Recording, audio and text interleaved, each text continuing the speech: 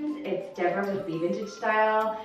Today we are going to be arranging tulips, learning how to care for them, care tips, as well as how to arrange them. I have a huge bucket of tulips here. There are some other flowers, spring blooms in here as well, but we'll focus on tulips today, although some of these tips can overlap into other flower types. I have a few different vases. These are vintage jars. That's just my style. There are some arguments that a tapered jar is better, a tapered vase is better for tulips, but my opinion is whatever you love is what you should put your flowers in. I have some homemade flower food that I'll be able to share here with you as well, and then a pair of sharp shears, scissors, you can use a paring knife as well, some distilled water. Let's get started. One of the first things I want to talk about is bringing home your tulips from the grocery store, the florist, wherever you decide to get them from, and just how important it is to hydrate them first. Before you put them out on display anywhere, you need to really give these some TLC. One of the things you could do is keep your plastic that they come in or paper wrap, and it actually will help keep those tulips from drooping if you trim the ends, hydrate them for a couple hours with that plastic or paper still on. Let me show you exactly what I mean. So when you bring them home, one of the first things you want to do is take off any of the elastics that are around the base of them if you're getting them from the grocery store. They won't come like this if they're from a florist. But if you have some butcher paper, just like this, I've pre-cut this one. You want some butcher paper, or like I said, you can hold onto that plastic that you've just got. You want to take a look at each stem, removing any of the bottom leaves that look like they've been broken or in rough shape. Here's one here you can see is quite significantly wrecked. And there's also dirt and grime, as you can see here, that gets stored in these tulips at the base. So if you can get rid of that, that's less debris that's going to be in your water and less risk of having anything go wrong or block the tulip. So the first thing you want to do is make sure that you have a vase. I'm going to use my jar here. It will work. And we're just going to pour a bit of water into the jar. Then you're going to simply snip on a nice angle all the ends of the flowers. Cut on an angle every one of your blooms.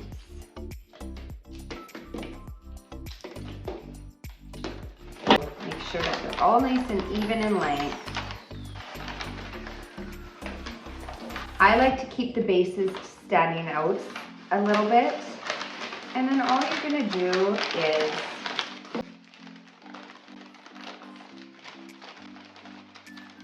literally give these flowers some support. So roll the paper a few times around, just like you would if you were bringing them home. But again, you want that base to be sticking out. Now, simply pop these into a vase,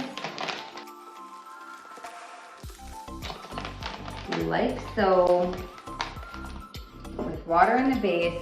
So now what we're going to do is just set this aside. You want to make sure you keep these out of the sun while hydrating. You don't want to leave these for more than a couple hours. They will actually start to grow mold if there's moisture caught in the packaging, if you keep them overnight for any length of time. So the hydration process is important. This literally will help your tulips stand up nice and straight the entire time you have them in your home. However, you don't want to leave them too long. I prefer the butcher block over top of the plastic wrap, but like I said, this will work as well if it's all that you have on hand. So let's just set this one aside and we'll continue with some of the other tulips while we let those ones hydrate. The first things you want to make sure is that whatever you put your tulips in, you've given it a good cleaning. This will get calcium buildup, especially on the glass containers. Sometimes I'll even use CLR, just give it a good wipe down, get the lime and calcium buildup out of the container prior to using it as my jar. Use a lint-free material, something that's not going to leave any debris inside, and just give it a good wipe. Once you're happy with how clean it is, the next thing you want to go ahead and use is distilled water. If at all possible, tap water is fine, but distilled water at lukewarm temperature to help prevent blockage in the stem. Okay, so let's go ahead and pour our distilled water into the vase. About halfway to 3/4 is all that you really actually need. I do change this water every couple days. That's really important that you give fresh water to your blooms. The next thing we're going to add is our flower food. This is sugar. This is apple cider vinegar. Both of these have separate purposes. The apple cider vinegar is going to kill any bacteria that is in the water. The sugar is your plant or your flower's food. So we just want a little of both in the water. When you change your water over the next few days, you want to make sure you add both of those back in. The different options for flower food truly are endless. In replace of sugar, you could use a honey supplement. In replace of apple cider vinegar, you could use something like vodka or bleach. Anything that will kill the bacteria in the water and nourish the flower. I'll link at the bottom an entire blog post with tons of options that you probably have in your cupboards at home that you can feed your flowers with. Our next step is to begin placing our blooms in the water. Tulips will grow the full length of their head every day, even after being cut. So it's important to remember to get a jar that's going to be able to support that, or a vase that will support that. If you haven't already, remove any of the unnecessary or broken leaves. I like to remove all but usually one, because these will be under the water and can cause bacteria growth. Then again, slice on an angle, and as quickly as possible, get your bloom into the water. Shears work, and so does a paring knife. As long as it's extremely sharp, that's what you're after.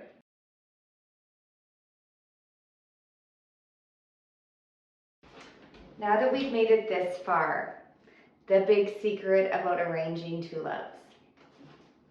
There is no secret. You place them in a jar and you sort of just let them sit.